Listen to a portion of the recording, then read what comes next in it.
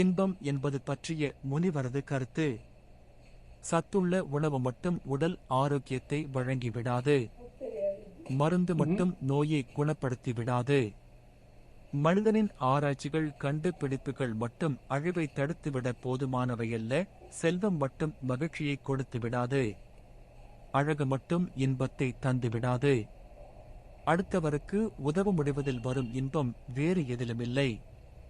பிறப்பவர் இறந்தாக வேண்டும், இறக்க முன் செய்வராக வேண்டும். பிறப்பின் பயனை அடைய கடவுளை வணங்க வேண்டும் என முனிவர் கூறுவதை என் காதுகள் அல்ல, மனசுதான் உணர்கிறது. வணக்க தினால் ஏற்பட்ட அற்புதங்களில் ஒன்றாக சுவாமிகளுடன் கனவில் உரையாடியமையை கருதுகிறேன். சில அற்புதமான கருத்துக்களை கூறினார். அவற்றையும் எடுத்துரைக்க முனைகின்றேன். இந்த உலகை முனிவர் சுவர்க்கமாக கருதுகிறார். சுவர்க்கம் வேறு எங்கும் இல்லை என கூறினார். எப்பொழுதும் இந்த உலகில் இன்ப நிகழ்ச்சிகளே நடந்து கொண்டிருக்கின்றன. மாந்தர் வலிந்து துன்பமாக்கிக் கொள்ளுகிறார்கள்.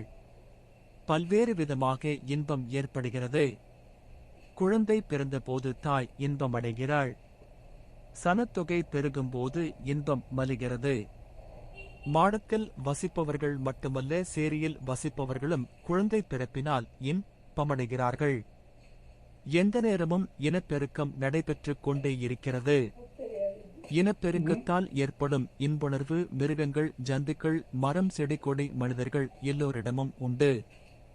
பிளாட்பாரத்தில் தூங்குபவர்களிடமும் அகதி முகாமிலும் உண்டு. இன்பத்திற்கு இப்போ உலகு வளமாகும். அற்பமான துன்பத்தை பலர் வலிந்து பெறுகிறார்கள். இன்பத்தை இப்படித்தான் பெறலாமென்றில்லை. காதல்தான் இன்போற்று என நினைக்கிறார்கள். தானடையும் இன்பம் போதாமைக்கு கதைகளையும் சினிமா படங்களையும் மற்றவர் அடையும் இன்பங்களையும் பார்த்து பாவனை செய்ய முயலுகிறார்கள். பிள்ளை பெறும்போது மட்டுமல்ல, மழலைச் சொல் கேட்கும் போதும், அதன் வளர்ச்சியின் போதும், அதன் உயர்வின் போதும் பெற்றோர் அடையும் இன்பம் அளவற்றதாகும். தன் திருமணத்தின் போது அடைந்த இன்பத்திலும் அதிகமான இன்பத்தை பெற்றார் தம் பிள்ளைகளின் திருமணத்தின் போது அனுபவிக்கிறார்கள். உலகில் இன்ப நிகழ்வு நடைபெறாத நேரமே இல்லை.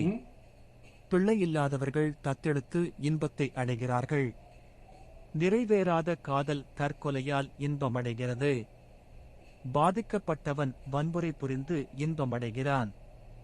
இன்பமடைவதற்கு இதுதான் முறை என்றில்லை. பிறந்தவர் இறந்தாக வேண்டும், இறப்பவரை இன்பமடைய முடியும். ஒருமுறை வரும் இன்பம் மீண்டெழும் இன்பம் நிலையான இன்பம் என வகைப்படுத்த முடியும். இனப்பெருக்குணர்வினால் அடையும் இன்பம் மீண்டெழுவது, பல்கி பெருகுவது. அந்த இன்பம் சக்தி இழப்புக்குரியது.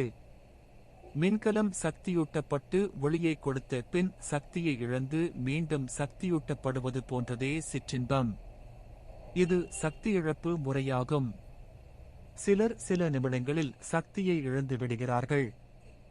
இனப்பெருக்கத்திற்குரிய இன்ப உணர்வு ஏற்படாதவர்கள் கூட முருங்கைக்காய், பாதாம் பருப்பு, போதை மாத்திரை போன்றவற்றை நாடுகிறார்கள். இது இன்பம் பற்றிய மாந்தரின் தவறான எண்ணமாகும். புத்தரும் முகமது நபியும் இயேசுநாதரும் தமது முதிர்வின் போது இன்பத்திற்காக இம்முறைகளை நாடவில்லை. மற்றவருக்குதவி அவர்கள் மேல் பாசம் வளர்த்து அவர்களது நலனை பார்த்து கேட்டு இன்பமடைவதற்கான இயல்பை கடவுள் மாந்தருக்கு பிள்ளை மூலமாக ஏற்படுத்துகிறார். பிள்ளையும் வேறொருவர்தான், உற்றாரும் மற்றாரும் வேற்று நபர்களே. மற்றவருக்கு உதவ முடிந்ததில் ஒருவர் அடையும் இன்பம் வேறெதிலும் இல்லை.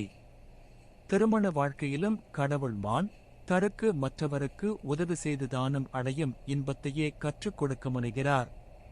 பல்வேறு இன்பங்கள் உள்ளன. கணப்பொழுதுக்குரிய இன்பங்களும் நீடிக்கும் இன்பங்களும் உண்டு என்பதை மனித மனங்கள் அறியும். பரீட்சையில் சித்தியடைந்த மாணவன் இன்பம் சிறிது காலம் நீடிக்கும். சாதனை படைத்தவன் இன்பம் நீண்ட காலம் இருக்கும்.